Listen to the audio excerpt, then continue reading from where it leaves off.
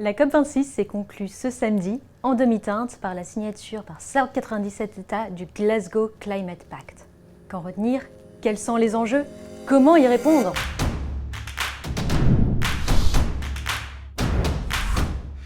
À retenir, 3 progrès dans la mise en œuvre des accords de Paris.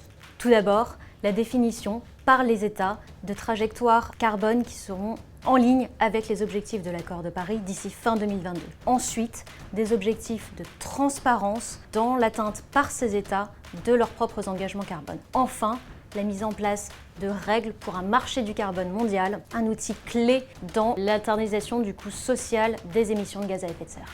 Toutefois, il existe une absence de consensus politique sur le rythme et sur l'ampleur de la transition énergétique nécessaire pour atteindre ces objectifs. La question de financement reste le point d'achoppement de ces négociations politiques. Si les États développés se sont engagés à doubler leur financement pour les porter à 200 milliards d'euros d'ici 2025, cet engagement ne satisfait pas les pays en voie de développement.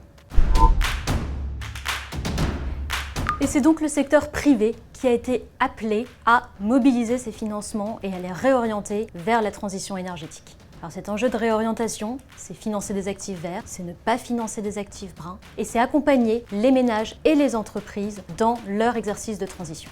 LBPAM participe à cette dynamique. En tant que membre de la Net Zero Investment Managers Initiative, nous allons définir notre trajectoire de décarbonation, mais aussi des politiques sectorielles qui permettront d'exprimer comment nous nous engageons au service de cette transition énergétique.